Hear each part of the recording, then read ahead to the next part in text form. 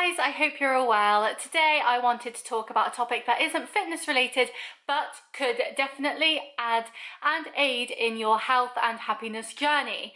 Now, we all know that working a job can be a big stress in our lives. Having whether a 9-to-5 job or a shift type of job, anything in that sort of sphere. And so I have recently found out about the 8 types of motivators.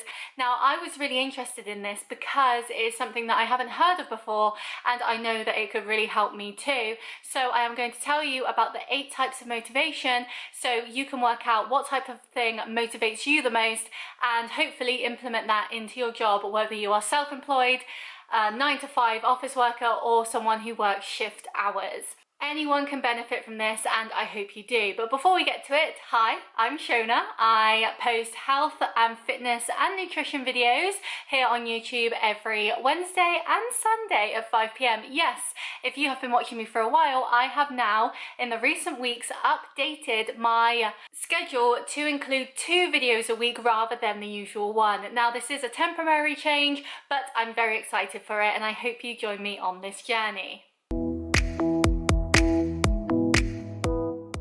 So the first type of motivation is the power motivation, which is being in control of what you do and where you are going. Now, of course, if you are someone who has a boss, which basically all of us have if we're not a CEO, it can be very hard because you often feel that sometimes you are being pulled in a direction that your line manager or your boss wants you to go rather than in a direction where you want to go yourself. And so in work, the easiest way to deal with this type of motivation and have that power that you so crave is taking your work into your own hands. So instead of waiting for other people to give you work, offer yourself up for things, make something that you enjoy your scope. So for example, say you do marketing and you're really interested not in the creative side but the analytical side, the data side. If they need someone to look at the numbers, to run feedback for clients, anything like that, then you can put yourself forward to do those jobs because 1, you enjoy them, and 2, you then have that power and you have made that decision. So it's all about being respectful for other people, but also making sure that you are respecting yourself and making sure that you are doing things in line with your values. So if you are someone that is motivated by power, use all the tools that you can, that you have available to you, to make sure that the power that you have is in your hands. Don't wait for your boss to tell you what to do, just go out and do it, and that also shows initiative and interest in your role. And of course, both those things are great. So this can be quite hard to have in a job role where you have a boss, but it is something that you can achieve, and it is something that you can control, which of course is the main point of it. The second type of motivator is activity. We want to be active in our lives and feel like we have stuff to do. There is nothing worse than sitting around twiddling your thumbs thinking I am wasting my time here and it could be used better somewhere else. So if you are in a role where you feel things are getting a bit monotonous, then jump out of your comfort zone. Take time out to assess what you are doing and whether you think it is the right role for you. Of course, that could mean a career change if you are no longer enjoying what you're doing, or it could just mean a chat with your manager to make sure that what you are doing is the most optimal use of your time and you are not just sitting around twiddling your thumbs, as I said. And especially as leaders too, if you are a manager of other people, what you can do to line yourself in with this activity motivator is give your employees a range of things to do. If you know that someone is interested in coding but they're in a creative role, then give them side tasks when they have free time, if they have free time, which you hope they would, to be able to join in on that. Offer trainings, webinars, even things like little trainings, like there's an app I use, I can't remember the name of it, but I'll put it up here if I remember, that has courses that you do in pockets of 5 minutes. Like each course is 5 minutes, but they can be so beneficial in, especially if you're working in marketing or if you want to take a different career change or start your own business.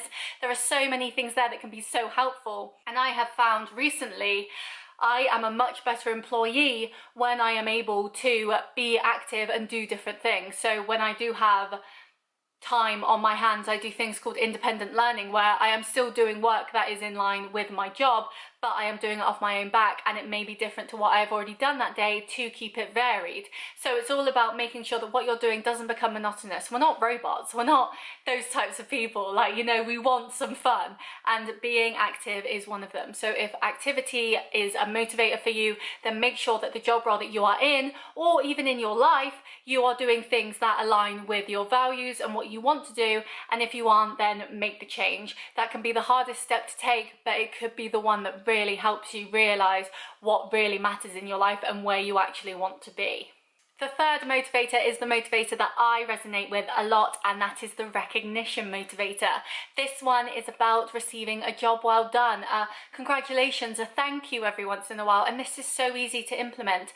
One way that an old boss of mine told me to implement this into my day-to-day working life is any time that I got a congratulatory message in writing, save it to a special Word document which was just full of thank yous, and then even when you haven't got a thank you recently from a different team member or your boss or whoever, you always have that list to go back to, and just having those positive affirmations to look at and relish in can really help you be motivated. So you don't need recognition all the time. People are busy, people don't always have the time to give you the extra recognition that you need, but making sure that you keep all the recognition you've got, whether someone says you're a star, or thank you for turning this around so quickly, or thank you for working extra hours, or whatever, jot them all down. So even if they are, say, 5-6 months old, you can still look at them and think, I did a good job there, and that will motivate you to continue to do a good job. You will feel worthy and recognized in your business. And honestly, for me anyway,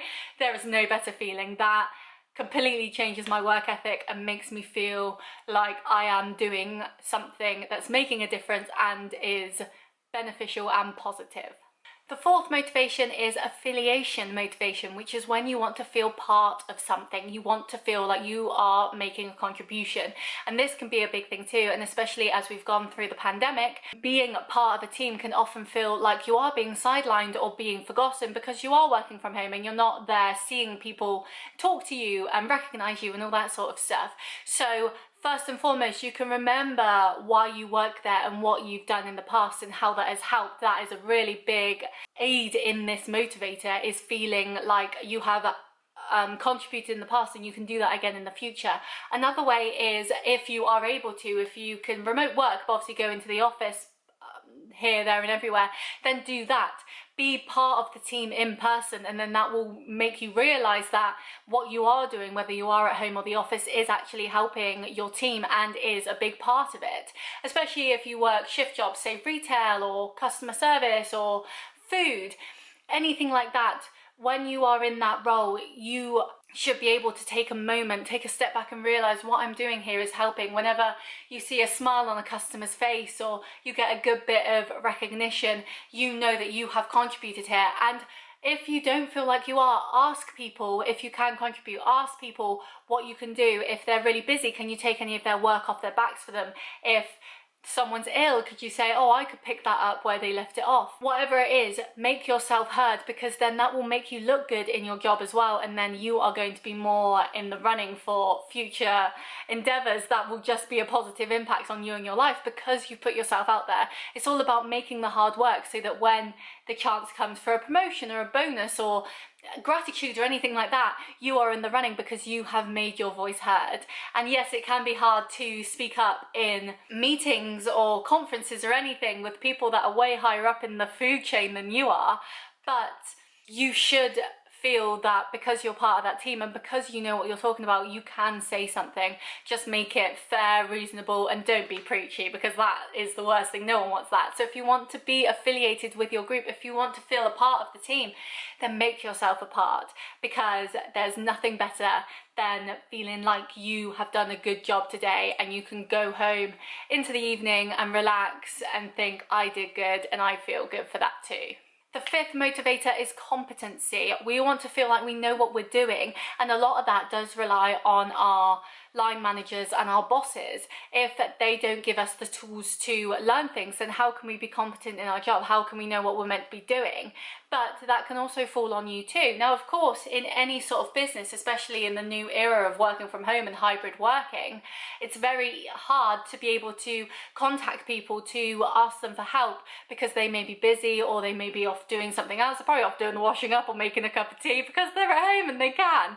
And so you need to be able to deal with your own competency as well. Say you get stuck on a task, can you Google it? I always go to Google before I ask other people if I know that it's an umbrella term that any company may use. But when it's something that is my company based and is only relevant to us, then of course I'll ask people in the team. But otherwise, can I go to Google? Can I search this? Can I look it up? I was having real issues in my training recently, and I felt like I wasn't competent. I felt like I can't do this, it's really hard. And so I went to Google and spent a whole afternoon making notes on this thing. And then when I went back to the task, I was able to do some of the tasks because of my Google search, and I didn't have to bother anyone else in the team when we were very busy. And so being competent isn't just about relying on other people to help you, it's about helping yourself too. And that can be so beneficial. And now, because we have the internet and we have so many online courses, Skillshare, even YouTube, which is free, you can go on there and search how to use Excel or how to do formatting or simple HTML, and you'll be able to find it easily, and you won't have to pay a penny for it, which is even better. The next motivator is similar to the first with power, and that is ownership. You want to feel like you own what you are doing. And of course, when you're in a team of higher uppers, that can be kind of awkward because you don't own the work because you're working as a team.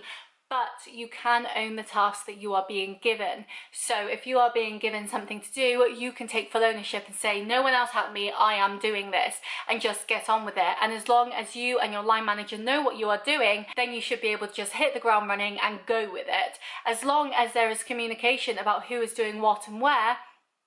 If you are an independent learner or an independent worker, then you can easily talk to your boss and say, hey, I am doing this today, is that okay? They can sign it off and off you go. It's such an easy motivator to have. It's so beneficial as well because it's lovely to feel like, again, you have a point and purpose in your role and you have things that you can own. Especially in one of my early jobs, we were separated out into territories. So I owned the UK, whereas someone else I worked with owned America and someone else owned Australia, and that was our area. So I was the point to call for everything UK. So all the brands, the offers, the change in the weather, for example, the current climate, anything like that, I was the person to go to because other people could work on the UK work if I needed them to, so I was on holiday or ill or busy, but I was the one they could turn to. And it's so great to feel that you have that because then, as I've said before, when promotions, bonuses, recognition, all that comes around, because you have become this invaluable asset to your team, you will be recognized so much more. So speak to your line manager, tell them what you love to do so they can see that too. And then maybe if there's one area that you love, say you work in marketing but you love the creative side rather than the analytical side, someone else in the team can do the analytical side and you can take the creative more often than not, and then you are able to shine in that area that you love while also showing that you are a great worker and you own it and you have ownership, and if people need help they can come to you. It's such a great thing to have. And yeah, if you have this motivator, there are so many things you can do to make it happen. You just have to step out of your comfort zone sometimes and tell people, no, this is what I want to do and this is how I'm going to do it. The penultimate motivator is meaning. We want to know why we are doing what we are doing. It's easy to go into your job and just slog away and then go home and that's it. But sometimes, especially when you're in more corporate jobs, you want to know why you're doing it. What is it like? What are you getting from it? Why is it a good thing? And so often, especially in a capitalist society, when we work for jobs that are, say, e-commerce or retail or restaurants, it can sometimes feel like you have lost your way and wonder, why am I doing this? What is this really contributing to life? And so it's good to be able to have those values in your business to reflect on and think, no, this is why I'm doing it. This is what I'm helping. And taking those little recognitions again, as I said, and finding meaning within them. When I worked in a fast food chain, I overheard a man who had just ordered, he was taking his food back to his table and he said, oh, I really need to get some ketchup, I forgot to get ketchup. So immediately I ran to the back, grabbed like 4 things of ketchup, and as he was coming back to get the ketchup, I handed them to him and said, there you go. And he said, now this is great customer service, because I had solved his problem before he even had to ask someone. You know, just listening in and hearing things and making sure that you know what's going on can really add that meaning to it, because it may have been the smallest thing about him not having to walk another 10 steps to get his own ketchup, but to him that made such a difference. And while in the grand scheme of things you may not be making too much difference, unless say you work for a business that is very up on the environment, on charity work, on things like that, making small differences to other people's day can have a ripple effect that make it a big difference further down the line. And that's the big thing, is not everything has to be a huge change or a huge impact, just little small ones as well are so important. So remembering that and remembering why you went for this job and how you felt when you got it and stuff can be brilliant. Of course, don't end up in a cult-like mentality, but look at it and think, one day I dreamed of this. And if you're not happy anymore, move on, that's absolutely fine. But remember that and think, is it still worth it? And am I still happy here? And the last motivator, and the other one that I resonate with a lot, is the achievement motivator, which is we want to achieve the goals we set ourselves. But how can we achieve goals if we don't set goals for ourselves? So even if you work in retail, saying that you want to help 5 customers is a goal that you can achieve, and then you'll feel great for it. If you work in a corporate business, having a task that you've slogged over and being able to finally present it and say, once this is over, I have achieved that, you can find little things that will help you get this motivator and get this goal. And it doesn't have to be big things, you know. You don't have to think, oh, I will get a promotion in 6 months, because that might not happen. But saying, I'm going to make someone smile today, or I am going to help someone when they ask for help, or I am going to say yes to more projects because I have the time. Those little things can be goals, and they can grow into bigger goals. Of course, if you do want to get promoted in a year, look at what you're doing now and think, how can I help myself to achieve that goal? But little things are just as important as the big things. So this motivator is quite easy. In any sort of job, you can find goals, even if you set them yourself. Don't wait for your boss or your line manager to set them for you. Set them up for yourself and think, this is what I want to do, this is what I'm going to set out to do, and at the end of the day you can say, I have achieved that. But yes, these are the 8 types of motivators. I will put in the description box the website that I found them from, so you can have a read through too, as obviously this was quite a quick tour through them, but you can have a look at them too, see what ones resonate with you. And I hope you are able to implement them into your work life, as I've explained there, but you can implement them into your home life, your hobbies, your exercise, your eating, anything like that, because you will then be able to find ways that will keep you going and keep you motivated. As we all know, motivation is a spark. 1 minute it's there and the next minute it's gone. You might have a sudden spark to go exercise, but it's 1 in the morning and you're getting ready for bed. It doesn't always work out as you can, but you can make it work for you, and by addressing what motivators work for you, you're able to tell other people as well, this is what works for me, so they know how they can help you. And then you can take the necessary steps to make sure that you are hitting these motivators that will keep you feeling motivated. And when you feel motivated in one area, often that will seep into other areas of your life, and suddenly everything will feel so much better and you will feel so much happier for it too. But yes, I hope you enjoyed this video. Please leave in the comments what your motivator type is. I'd love to know. As I said, mine is most likely recognition and achievement, which to be fair go hand in hand really. But yes, I hope you enjoyed this video. Please give it a like if you did, and I will see you next time. Bye!